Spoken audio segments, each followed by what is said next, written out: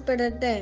ഞാൻ Sam Shaji, Bethel Baptist Kothamangalam സഭാ അംഗമാണ്. ജേണി ത്രൂ ദി സാംസിന്റെ 142 ദിവസത്തിലേക്ക് ഏവർക്കും സ്വാഗതം.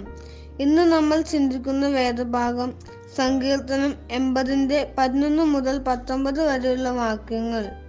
ദൈവജനത്തിന്റെ യഥാസ്ഥാനത്തിനു വേണ്ടിയുള്ള അപേക്ഷയാണ് ആസാഫ് രചിച്ച ഈ സങ്കീർത്തനത്തിൽ നാം കാണുന്നത്. 80-ാം സങ്കീർത്തനത്തിലെ 2 പ്രധാനപ്പെട്ട വാക്കുകളെ നമുക്ക് നോക്കാം.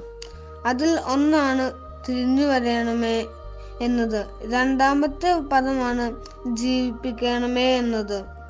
വാക്യം 14-ലും 18-ലും നാം വായിക്കുന്നത്, സൈന്യങ്ങളുടെ ദൈവമേ തിരിഞ്ഞു വരയണമേ, സ്വർഗത്തിൽ നിന്നും നോക്കി കടാക്ഷിച്ച് ഈ മുന്തിരിവള്ളിയെ സന്ദർശിക്കണമേ. എന്നാൽ ഞങ്ങൾ നിന്റെ നാമത്തെ വിട്ടു പിന്മാറുകില്ല. ഞങ്ങളെ ജീവിപ്പിക്കണമേ, എന്നാൽ ഞങ്ങൾ നിന്റെ നാമത്തെ വിളിച്ചപേക്ഷിക്കും. ദൈവം തന്റെ ജനങ്ങളിൽ നിന്ന് അകന്നുപോയി കനാൻ ദേശത്ത് ഈ മുന്തിരിവള്ളിയെ അല്ലെങ്കിൽ ഇസ്രായേൽ ജാതിയെ നട്ടു. ഇസ്രായേലിയർക്ക് വസിപ്പാൻ ഇടമുണ്ടാകേണ്ടതിന് മറ്റു ജാതികളെ പുറത്താക്കി. ആ മുന്തിരിവള്ളിക്ക് വേരുകളുണ്ടായി, അത് ഫലം കായ്ക്കുവാൻ തുടങ്ങി. എന്നാൽ ഇസ്രായേൽ ജനം ദൈവത്തിനെതിരായി പാപം ചെയ്യുവാൻ തുടങ്ങി.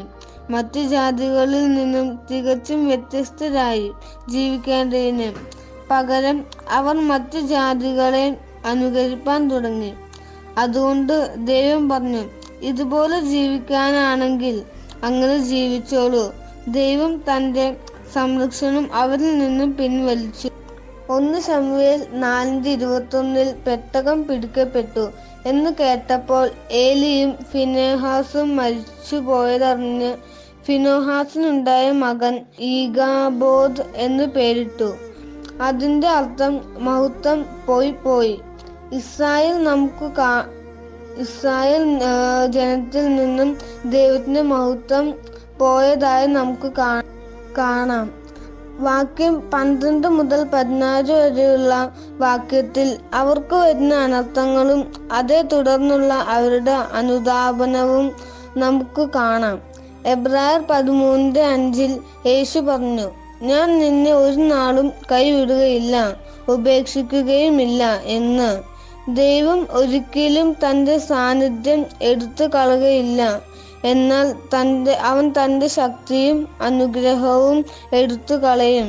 ഒരുപക്ഷെ അവൻ നമുക്ക് തരുവാൻ ആഗ്രഹിച്ച അധികമായ അനുഗ്രഹം തടഞ്ഞു വെക്കും.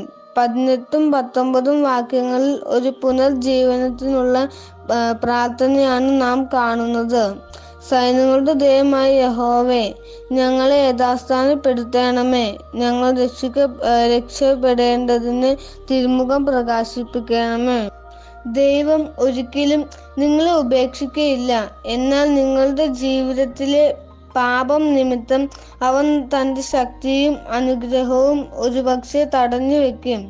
ദൈവം നിങ്ങളെ യഥാസ്ഥാനപ്പെടുത്തണമെന്ന് നിങ്ങൾ ആവശ്യപ്പെടുകയാണെങ്കിൽ, കുറവുകളെ ഏറ്റുപറഞ്ഞ് അപേക്ഷിക്കുമ്പോൾ വീണ്ടും ജീവിപ്പിക്കുവാനുള്ള ഈ പ്രാർത്ഥന ദൈവം കേൾക്കും.